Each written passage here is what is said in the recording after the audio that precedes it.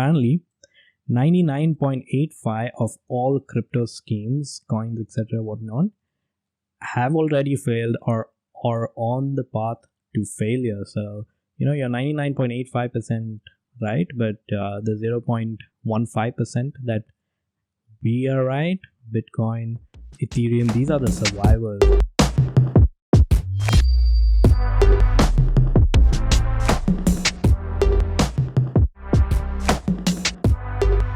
All right. So for our first topic, we're going to talk about the crackdown in China. So China has been cracking down on domestic companies, mostly tech companies, because I believe there's something to do with free markets and regulation. China loves regulation down there. Any thoughts, Oliver? Yeah, so I heard a lot about it, but I didn't actually deep dive until recently. There is a lot of pain in the markets in China. China collectively wiped out 1 trillion of combined global shareholder value in Chinese companies. And it's a startling amount. What got publicized is the crackdown on Alibaba, but actually a lot of different companies that got hurt, like Tencent, Alibaba, some of the tutoring companies, the education companies, got really, really hurt. And it was very surprising. What did you guys think about it? So essentially, in the last 3 years, the China has formally authorized a new organization called SAMR. Simply said, it's a state administration for market regulation.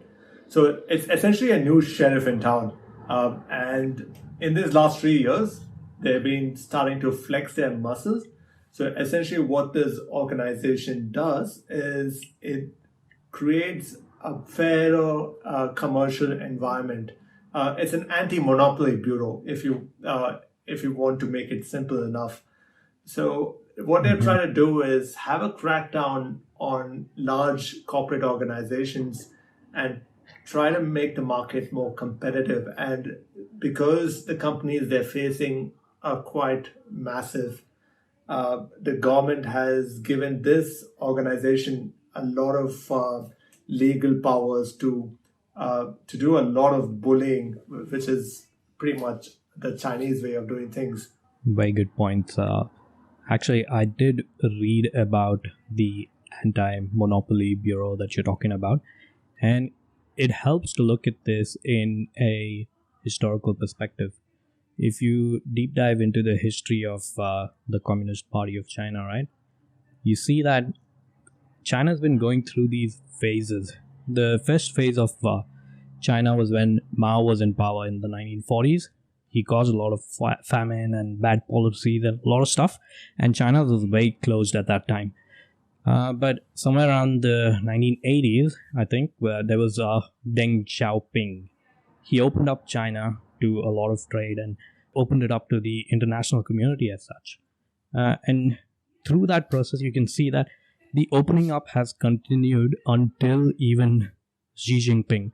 Xi Jinping was all about expanding stuff, but off late, you can see that China has kind of gone into this middle income trap.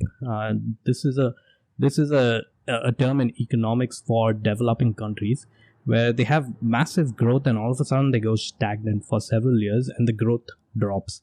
And this is known as the middle income trap. And for China to continue growing, I think the steps that the CCP is taking are quite logical. Do you think it's logical though? I do. Well, for sure.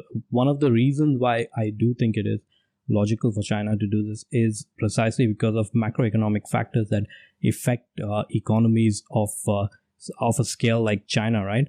If you think of China, it's predominantly a communist country, and it wants to lift people out of poverty and increase their per capita income per household. And they've done that tremendously well.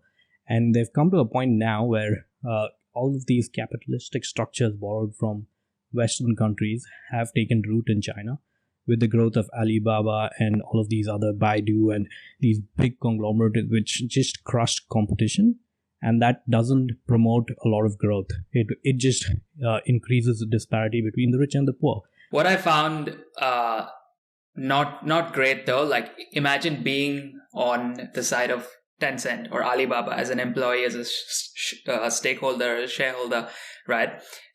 You would always have that in the back of your mind. You can grow, but you can't grow too big. You can how do you make that call, right? In US, they have like checks and balances in place to sort of do it lawfully, to regulate lawfully. It could take like years, even decades to like break up monopolies, but they still try to do and they go through the process. With China, it's very unpredictable. They can do it instantly. They can get changes instantly as they feel, which is really scary, I think. I kind of disagree on the free market capital and the checks and balances for a free market capital, especially like America. Before, like even until recently, even now, the one common theme between China and America is the influence of large corporate conglomerates. They can influence society as a whole and create a large disparity and create monopolies that actually is not good for the economy as a whole. Agreed. I haven't made up my mind per se because I see sort of both sides to it. What you said just now, right? It reminds me of what Brian Armstrong recently tweeted about this tendency we have to hate on monopolies. If no one likes a company, capitalism let capitalism take its natural course, and other competitors come in and try to outcompete them. Like let it go naturally, which kind of spoke to me like what's happening with say, I don't know, what happened to eBay back in the day. Like Amazon was better customer experience, so Amazon outcompeted eBay. Companies like Microsoft, Facebook, they have killed off competition, not just simply because they wanted to expand their influence and have in turn reduced the competitiveness in the market. And when you reduce the competitiveness in the market, it reduces the chance of newer technology to emerge, and it reduces us as a consumer. We have now. I agree about the anti-competitiveness and monopolizing of companies. That is wrong. Absolutely. Yep.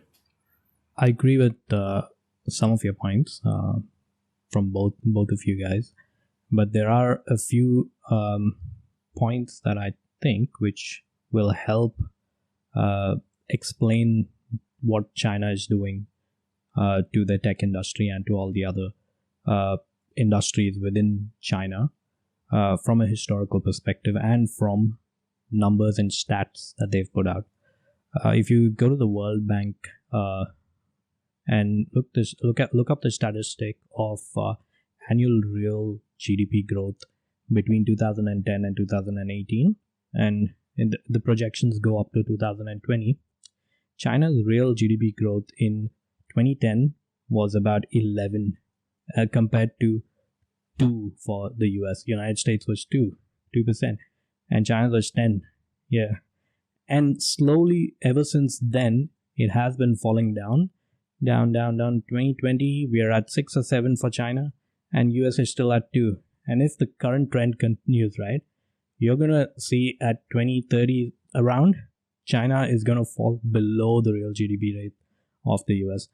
And therefore, when all of these policies are being introduced by Xi Jinping, you also need to understand that 2012 is when Xi Jinping took over, and 2010 was when the decline started. So it's a matter of an authoritarian or a dictator trying to make, or just trying to exert his control as much as possible. Which is now great. Like what will happen, and what will more happen, is people like innovators or innovation will exit China. They'll go outside. In fact, I have a colleague who was telling me this. He moved recently, like around 6 months ago, moved from Hong Kong specifically for this. It's like there is way too much control happening right now, and he couldn't take it, so he moved here to be slightly more free. But here's the thing about tech and entrepreneurship, right? they are incredibly good at morphing and trying to adapt with regulation. So already you know this, that Alibaba and all of their lawyers are sitting together and finding loopholes. We think that all of these regulations are going to crush them, right? Guess what? The regulation existed before this as well. When you look at the VIE structures that China had created, right? Yeah. All of these in the Cayman Islands, all the investments from foreign countries goes into Cayman Islands, not in China, but then they funnel through Cayman Islands into Chinese companies. Exactly, and this is going to happen again. But there's one small correction. The whole VIE concept. It's not exactly a loophole. The Chinese law specifically states you can't use a loophole to exploit the legal framework. But the thing about China is that the government doesn't enforce every single rule unless it finds a need to do so. So this is the liability with the whole structure, with the VIEs and with the Chinese stocks in the US market. Although the loophole exists and the Chinese government are happy to ignore it, as they have even with the recent crackdown, they always give themselves the power to do their free will.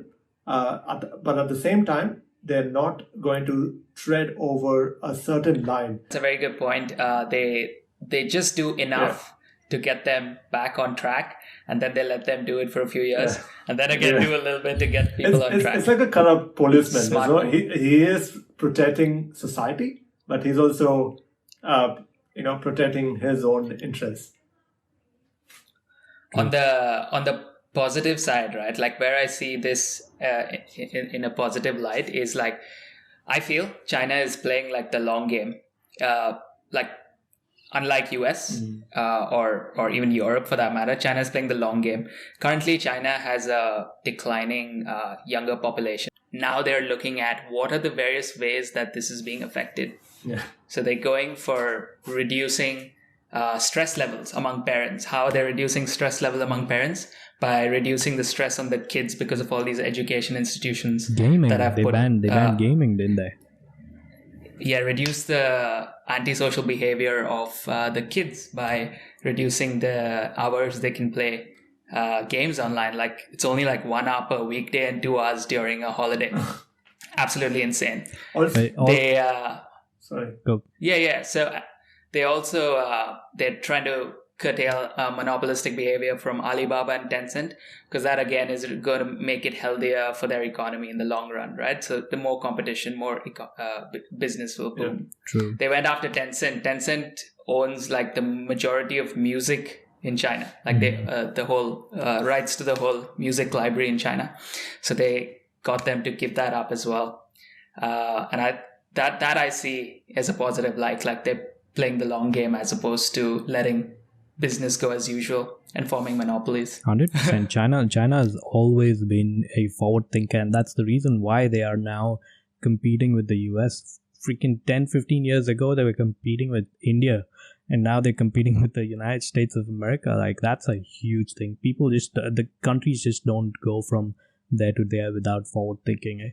Think of the Belt and Road Initiative with Xi Jinping is after. He's trying to get these third world countries under debt to China and then control their key sectors like logistics, ports, roads, etc. And China then has a free reign within the entirety of Eastern Asia, and US is trying to stop this. One of the interesting thing is Taiwan, right? Taiwan also, once China gets control of Taiwan, they are unstoppable in the region. So I thought we'll just touch base on the stocks in the US market, which the Chinese stocks in the US market. Are they legal? They sort of are, but they're always a liability, which we know because there's one bad example. I think someone was talking about Alipay. So Alipay was, I think, back in 2010, when early 2000s, particularly, the Chinese companies were looking at an access to capital, but the Chinese government does not allow foreign ownership in China. So there was this sort of a loophole was something which the government was happy to overlook, and that's how investments started to trickle in through this shell company. The shell. So the what I when I read up about the VIA, it was very interesting on how it's set up. So essentially, how it works is the Tencent, which is one company, as an example, set up a shell company in the Cayman Islands, also called as Tencent, and let's call the Tencent in Cayman Islands the fake Tencent, and the Tencent in China as a real Tencent. So fake Tencent then signs a contract with the real Tencent, and real Tencent agrees to give some liabilities to profits and stakeholder. It's not exactly a stakeholder, just profits and contractual obligations. So the fake Tencent is allowed to receive money from the real Tencent, and is contracted to receive money from the real Tencent. And because the fake Tencent does not own any actual stake in the real Tencent, the fake Tencent has its free will to go and invest in the US stock market.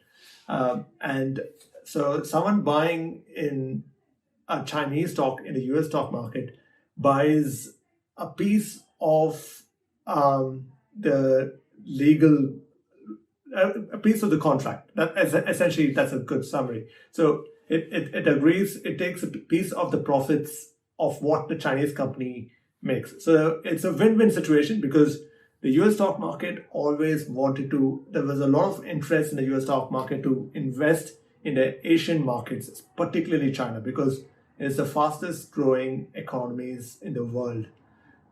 So this was happening for a while, and there was one bad example which always showed that this VIA is a very fragile structure.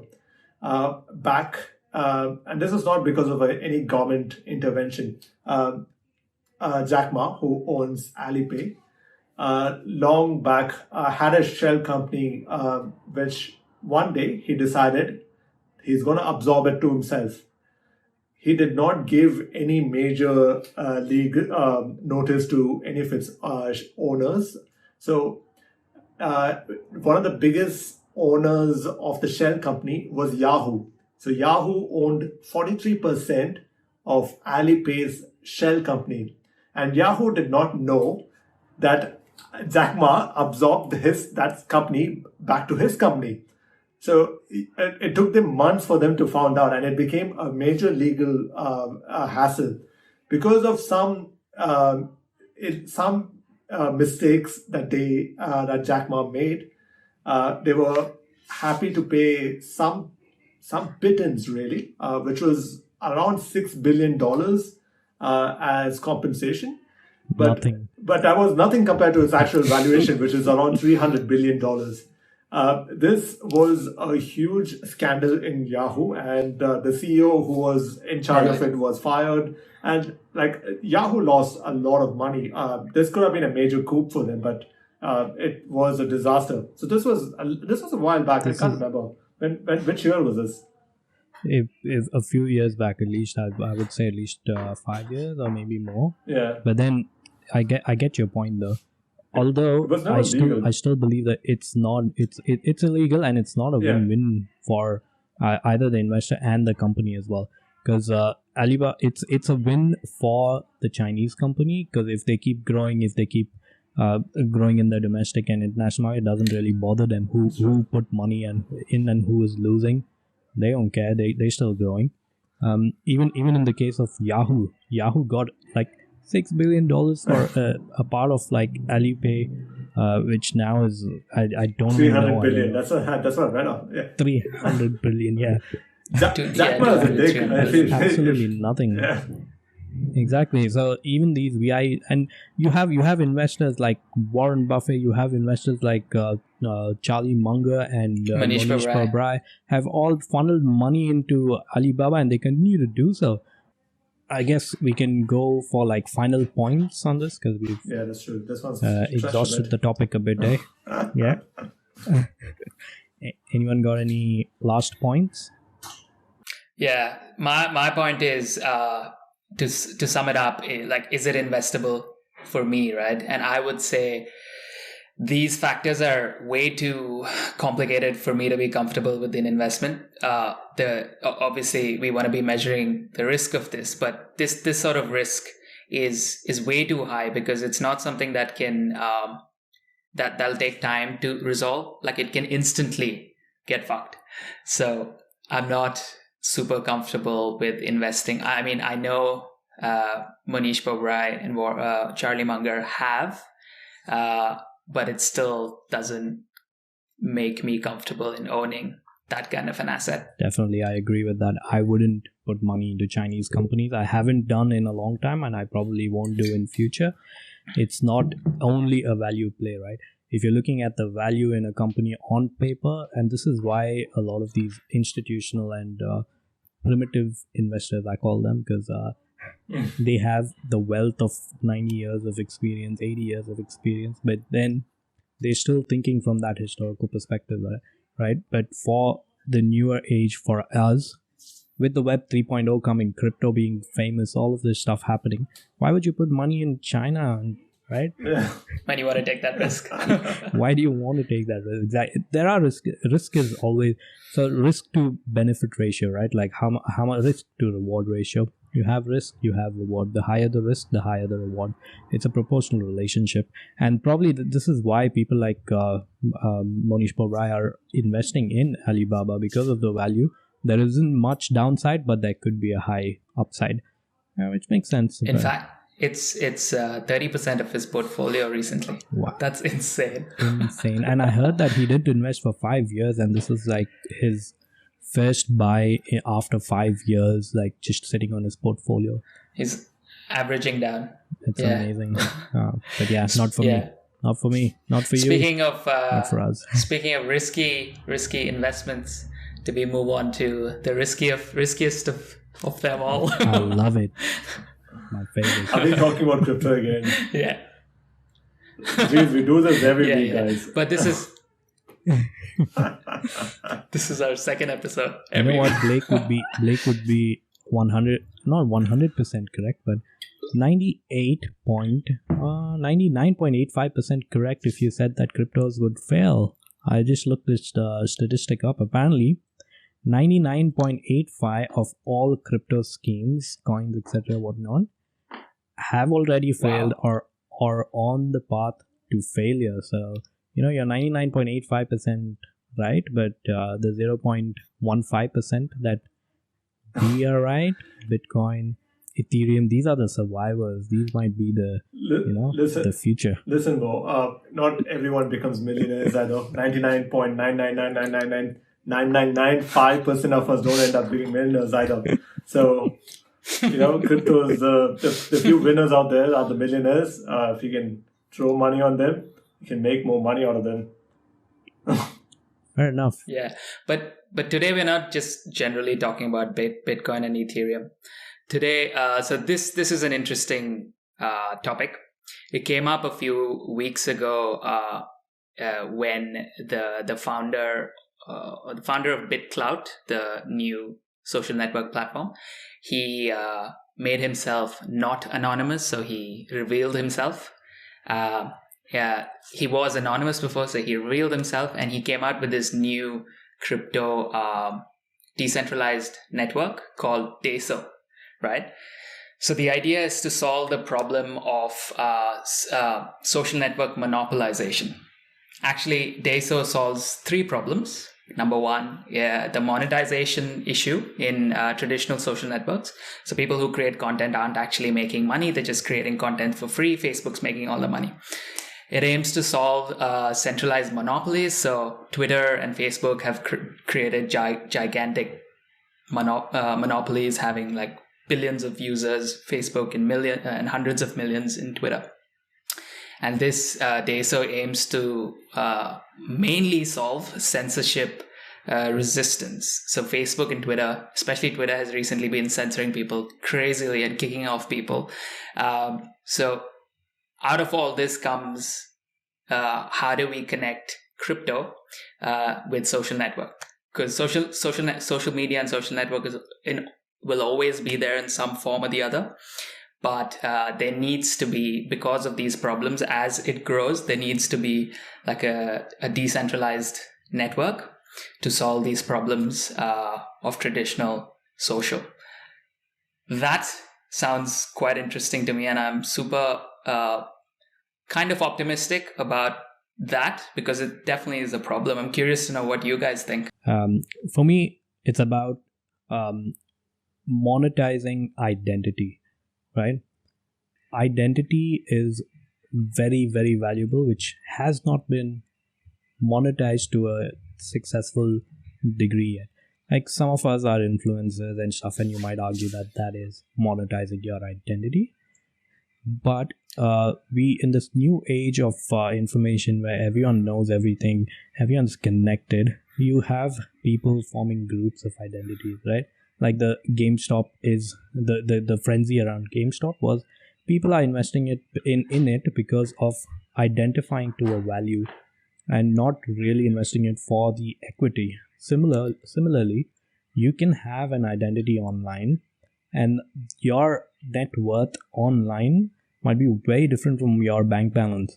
And this decentralization and then attaching a value to the person, having everyone in a node, each person is a node, and each node has its value, and its value is determined by the content it creates, or the helpfulness of the person in society. Could be anything.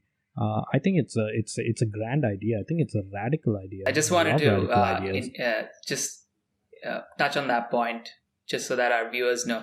So the way BitCloud or DESO is proposing to solve the monetization problem is by turning each user into a token on chain.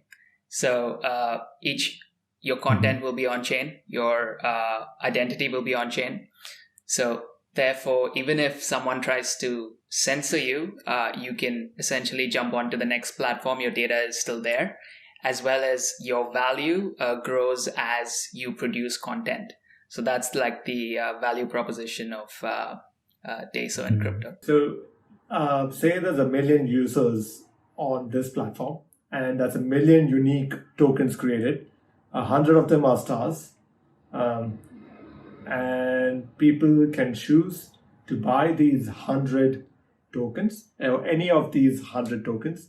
Say I buy one of them, and its valuation you can monitor through the social media platform. So it's still money involved in it. You're still becoming an influencer to increase the value of your token. So if someone buys and sells your token, wouldn't you get a cut of it? I kind of not entirely convinced with the monetization solution which DESO proposes. The idea of like each one having a monetary value.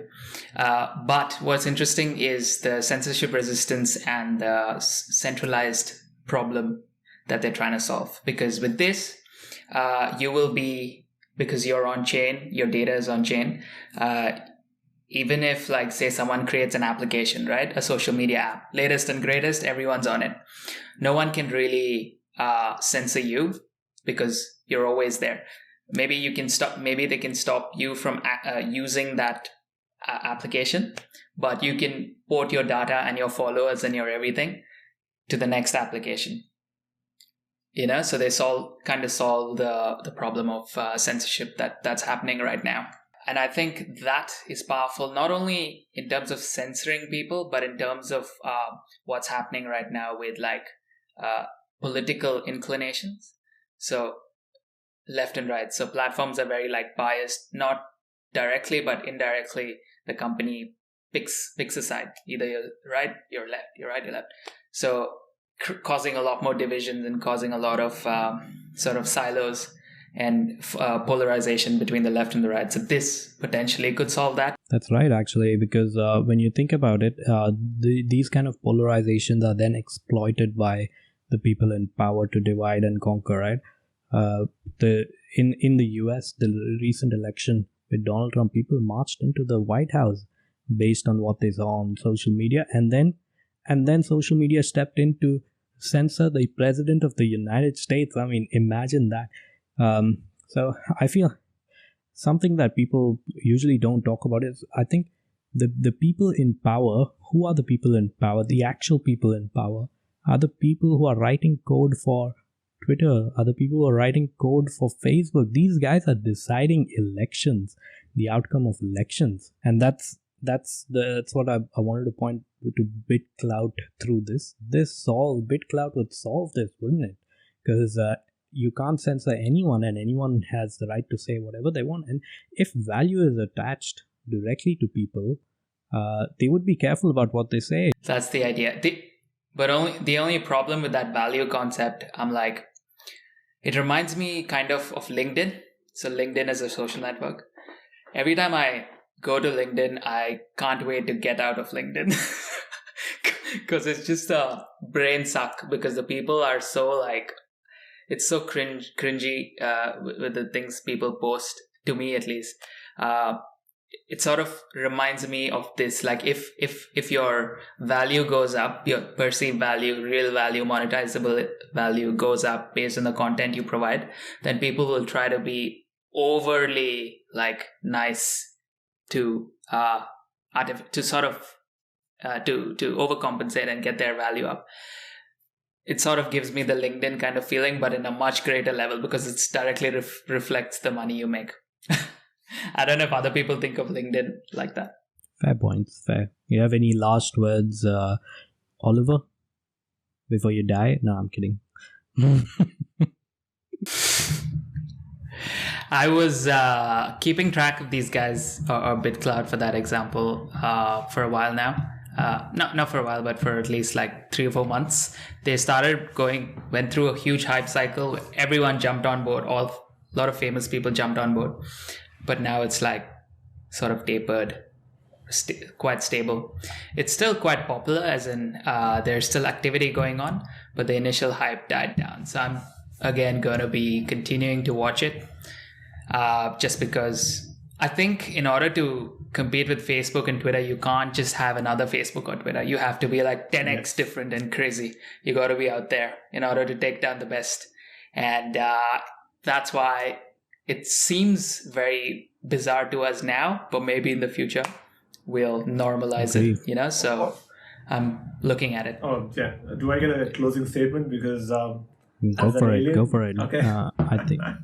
So with many of these technologies, the concept is great, but commercialization is important in terms of scaling it up for everyone to use as something which they want to use. The current platforms you see could be the next big company, or they could influence the next big company in this ecosystem. 100%. That's where that's the worry. That's just any technological trend. So this could be another concept similar to that. Exactly like I said, strategy. Right? Yeah. That's exactly what I said, right? 99.85 of all crypto failed, man. It's a 0.15 that is still shining, and the same might apply for the BitClout and stuff like that. There will come 100 companies, 99 might die, but the one that survives might be the one that clicks. Okay, I mean, it's not same, but similar. Because it's like the technology is the same, but you can't compare. That's a Thailand thing, right? Same, but different. There are a lot of words from Thailand. Don't let me take it. List it out. Don't open that can of worms. Can of worms reminds me. Blake, you had a very interesting topic today, hey, about food and stuff. Hey, let's open that can of worms, eh? Of late, I've been cooking a lot more and detesting the whole concept of obtaining food, whether it's cooking for it or going to a takeaway. I enjoy cooking. I enjoy cooking and I enjoy eating as well. But I don't want to do it 3 times a day. I would rather avoid. I would rather get a skip on it without affecting me physically, or like without affecting me with the nutrition I need to survive and to think out louder. So the and I'm not really keen on vitamin pills and any of those other supplements. So when I was young, I have this distinct memory of Jetsons, a cartoon. So the Jetsons is an amazing cartoon if you're a sci-fi fan. And one of the things that they introduced was food in the form of pills. Growing up as a teenager, I was watching a lot of documentaries on Discovery about how NASA created food for astronauts, which was really compressed food, and it had all the nutrients you needed, and they were able to carry a lot of food and carry all the nutrients that they needed. It didn't look very appetizing, but because I was a child and who likes burgers and pizzas, but now as a grown-up adult, I feel like I could skip 2 meals a day with pills and just still have all the nutrients and also feel full. That's important as well. So that's why this topic was a particular interest to me. It's an incredible thought, right? And we've seen things like the Jetsons and etc. The things that they have introduced so many years ago have now started becoming reality.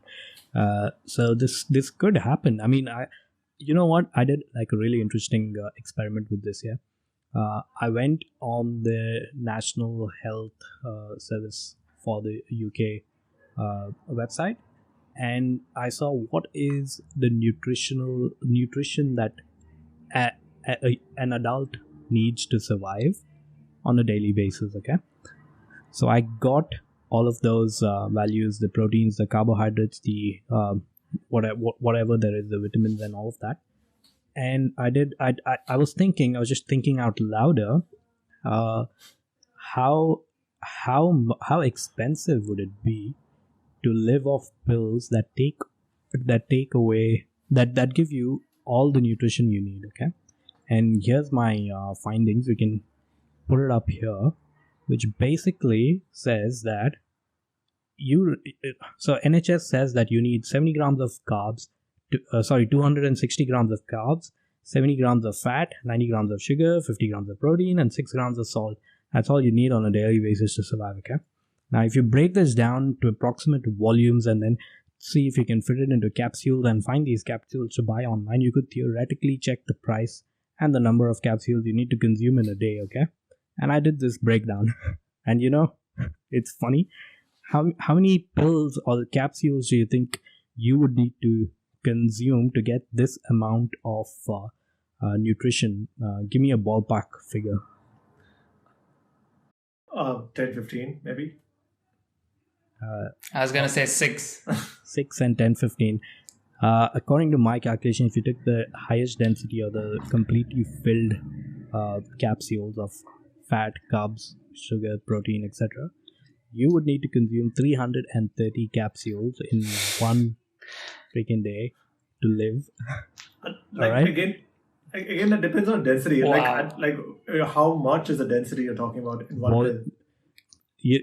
Doesn't matter, because I use completely rough and elementary mathematics. Okay, and you can see from hang on, I'll share screen so you guys can see, but you can put it up in the thing, but don't go based off the actual math. Yep. So I took basic elementary math. You take a volume of 70 grams of fat. I just assume that it's going to be normal fat, which can be liquefied into water, and you put it in capsules. And you get that many thing. And I also did a cost comparison, right? But the cost comparison was actually really interesting, because if you're living off of these pills, let's say you do 330 pills, but these are small pills, you can maybe fit everything into 150 pills, which is 50 pills per I don't know, sitting. No, 50 pills over a week. That's not bad.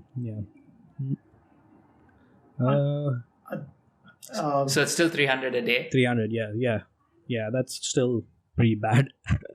But then the cost of it, right? When you think of the cost of it with multivitamins and everything, comes up to about $115 a week. And you go with the cost of food, you're spending $250. is it really worth it? I don't know. I just found it interesting.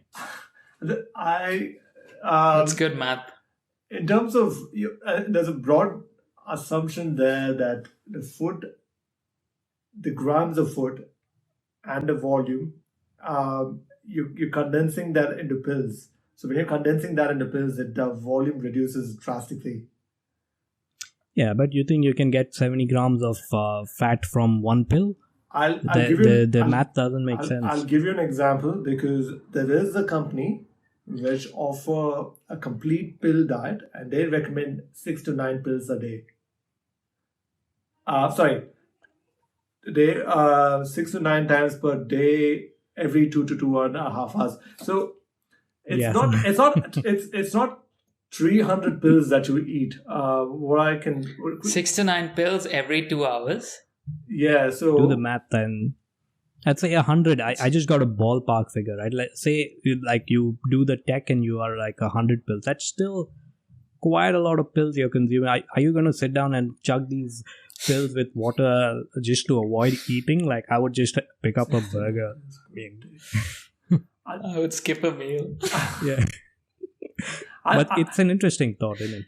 Point is that that's a lot of pills you need to eat in a day to supplement your diet to be able to survive. You know which the concept I'm thinking of. If you're doing space travel, yeah, that makes sense. You put all the pills in a thing and you take it and go with you, and you have as many pills as you want in a day. It never spoils. Not getting into the nitty-gritties is correct, because even if it's 50, even if it's 75, it doesn't have to be 300. Even if it's 75, it's bad. Yeah. Even if it's 50, it's bad. But think of it in a very there is like inherently some people are really against having even one pill a day because they don't like having pills. For me, I don't mind. Like I could have, the way they break it down is that you have a few pills as a first meal, and after a couple of hours you have a few more pills, and then every so many hours you have so many pills. In terms of a lifestyle change, if I have a really hectic day and I have just these bowl of pills which is on my table, and I keep munching on it like chips. I'm just go through it like nothing. Sounds like you're going to kill yourself. You're like, I have a hectic day and I see a bowl of pills. I know. I mean, in any context, completely wrong. But if there are a lot of benefits to the pill diet, it's not just because of convenience. One of the major benefits is to balance nutrition and curb obesity. And let's take one example. Like I'm an obese person, and I'm in America. In America, one of the lowest cost of buying takeaway food is in McDonald's or one of the fast food joints. And I don't have access to I'm not good at cooking.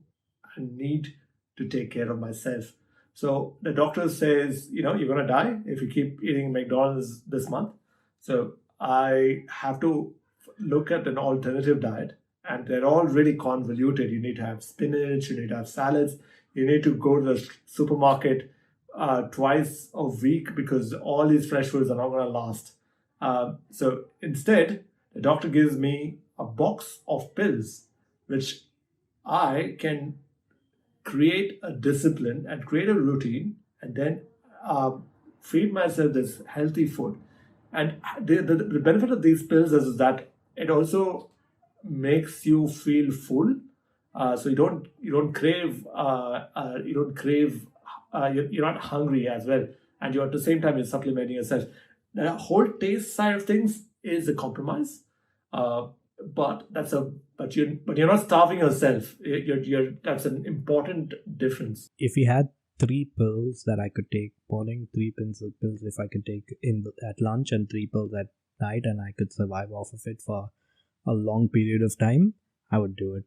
I would do it in breaks. Like I know today is going to be a hectic day. I don't have the time to be cooking and eating. I'll do that today. Tomorrow I might go and eat the normal food. I think the value or the value in this is in supplementing your diet, and which we already do, I think, with multivitamins, fish oil pills, and everything. Is it ready? That is the tech ready for us to be moving on to a whole pill diet? It's a very iffy question because just by pure physics, right? You need these many calories. You need these many, and your calories have to come from certain sources for your body to be able to absorb it. If you just go 200 calories, you can have 200 calories of water type multivitamins or something, and you can live off it. It would be amazing. But then, unfortunately, I don't think we're there yet, or I don't know if we'll ever get there. What about Oliver? Would you leave your burgers and your sodas and all of that ugly shit you keep drinking, chugging all day for pills? 100%. Never. 100% not. I would never do this in my wildest dreams. The food that we're getting right now is already heavily engineered. So to engineer it down into pills, I don't think it's a pill that I can swallow. So 100% no. Have you guys? It's an interesting thing. Have you guys? You've seen the movie Martian, right? With Matt Damon. Love it. And you see in that movie, they talk about the food source that can that is the one food source that is enough to keep you alive for a really long time, and that's potatoes. If you could distill potatoes into pills, and then you just have these potato pills which are I'll just try to swallow a potato whole. Potato pills. They are actually just potatoes. Oh, that's fries. On that note, I think this was a good episode. It's time to wrap up. We did well. What do you think? I think this was a good session. Maybe we could have tried to stay on topic a little bit more. We probably were jumping around in every single topic except for maybe a bit clout. We were a little bit on point, and maybe China crackdown as well. But the food pill just went on a tangent onto another tangent, which is fine. I mean, we had a good conversation. Yeah, it's totally fine. We are getting better, so it'll take a few sessions to get better. But so long as we're enjoying it, I don't care. Awesome. That's it. See ya.